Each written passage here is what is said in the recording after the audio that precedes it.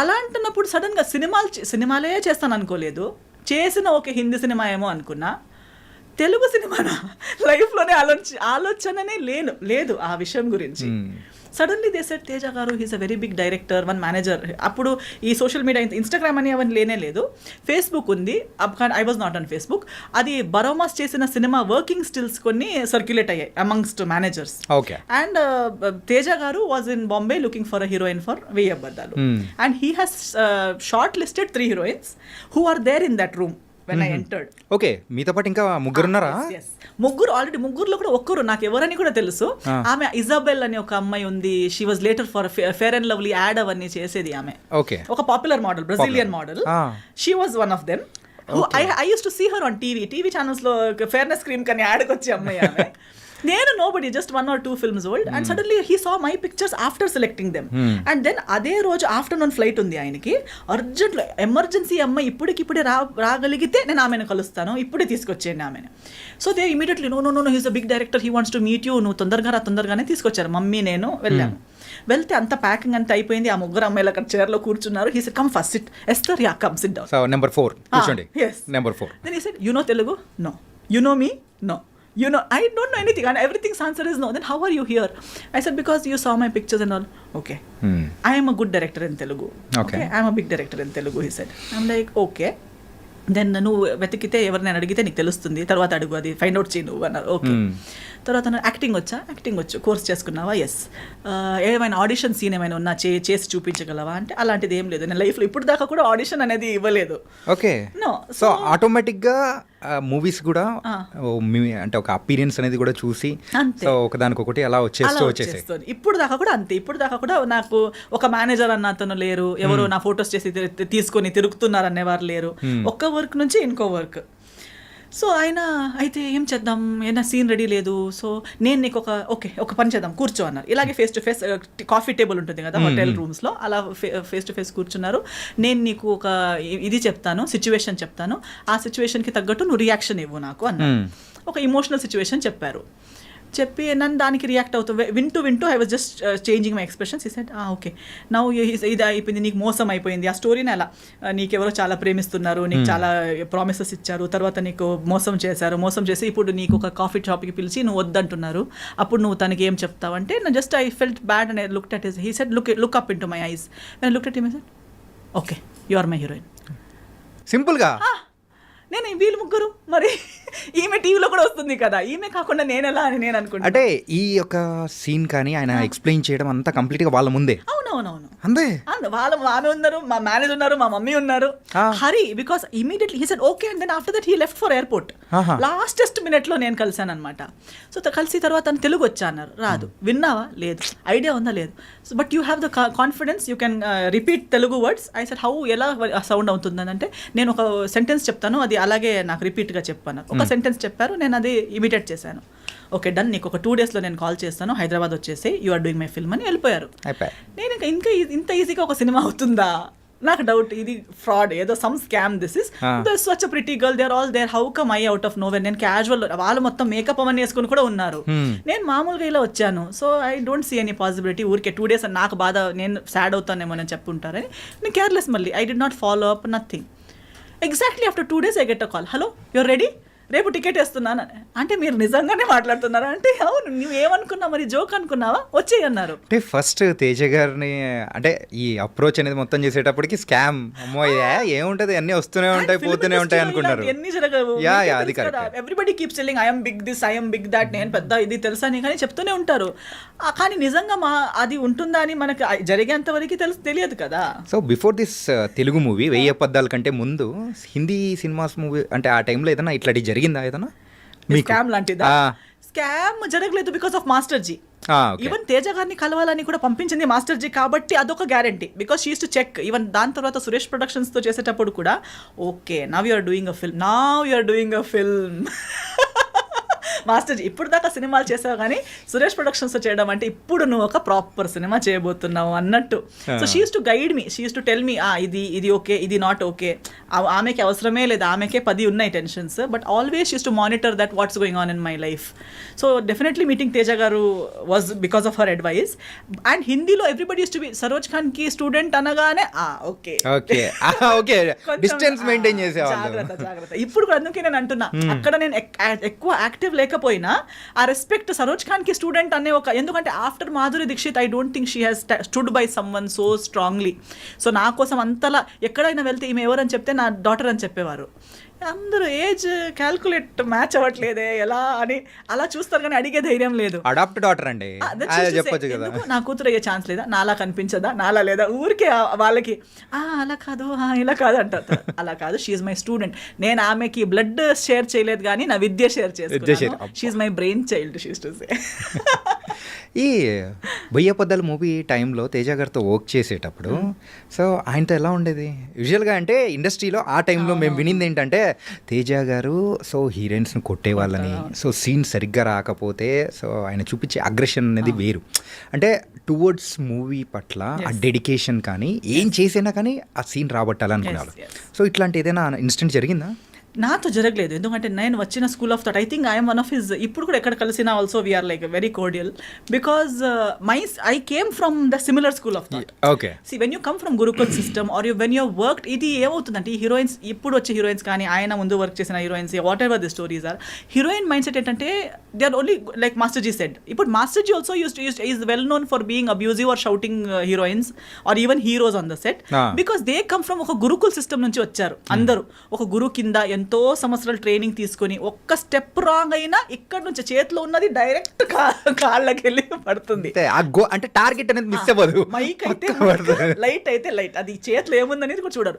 ఏ ఇస్కో అని ఇలా టక్ అని వెళ్ళి అక్కడే పడుతుంది, వాళ్ళ నీకో కాళ్ళకు పడుతుంది, వాళ్ళకి ఓకే ఇంజరీ మాస్టర్ జీ కొట్టారు. See that is because they love their job so much, it has to be perfect. And they have worked in the industry without monitor, without reels ఉన్న టైంలో వర్క్ చేశారు. అంటే మాస్టర్జీ లాస్ట్ వరకు కూడా ఇది monitor చూసేవారే కాదు, ఇలా చూసే చెప్తారు ఆ అమ్మాయి ఫ్రేమ్లో రాదు, ఈ అమ్మాయి ఫ్రేమ్లో రాదు, ఈ 10 డాన్సర్స్ని కట్ చేయండి. తర్వాత అంటుంది ఇంతే కదా ఈ కదా, సో వాళ్ళు రారు కదా, వాళ్ళు ఎందుకు నిలబెట్టేశారు. ఇక్కడ మానిటర్లో చూసిన వాళ్ళు కూడా అంత క్లియర్గా చెప్పరు. కానీ వీళ్ళకి, సో తేజ గారు కూడా same school of thought. They don't depend on that you know ఏమంటారు ఒక ఎక్విప్మెంట్ మీదనో ఇంకో మనిషి మీదనో, అలా లేదు. సో ముందు ఉన్న వ్యక్తికి కూడా అంతే వాళ్ళు అదే లెవెల్లో ఎక్స్పెక్ట్ చేస్తారు. ఒకవేళ ఓన్గా టాలెంట్ లేదనుకో, లేకపోయినా వీళ్ళు చెప్పిందన్నైనా అర్థం చేసుకుని చేసే క్యాలిబర్ ఉన్న వాళ్ళని ఎక్స్పెక్ట్ చేస్తారు. మేనేజర్స్ కానీ మిగతా వాళ్ళు అందమ్ ఫిగర్ ఇవన్నీ చూసి తీసుకొస్తారు, కానీ రిసీవింగ్ కెపాసిటీ టాలెంట్ లెవెల్ అంత ఉండదు. ఒక్కసారి చెప్తారు, ఫస్ట్ టైం చాలా బాగా చెప్తారు. తేజ గారు కూడా మాస్టర్జీ కూడా చిలకలా చెప్తారు ప్రేమగా, ఇది చూడమ్మా బంగారం అని చెప్తారు. మీరు ఓకే అంటారు, అక్కడ వెళ్ళి ఏదో చేస్తారు. సెకండ్ టైం పర్లేదు, ఏం పర్లేదు, వాళ్ళు ఒక్కసారి మిస్టేక్ అందరు చేస్తారు. సెకండ్ టైం, థర్డ్ టైం, దాన్ని మించి మళ్ళీ 4th 5th 10 times కూడా అదే ఏంటంటే ఆ స్కేల్ అనేది తగ్గుతూ వస్తూ ఉంటది. ఫస్ట్ చెప్పిన బుజ్జి బంగారం అనేది లాస్ట్ వచ్చేటప్పటికి ఏముండవు, వేరేది వస్తుంది. నిన్ను సైన్ చేశాను చూడు, అది నా దరిద్రం, sorry I'm sorry to my self, ఇలాంటి వర్డ్స్ వస్తాయి.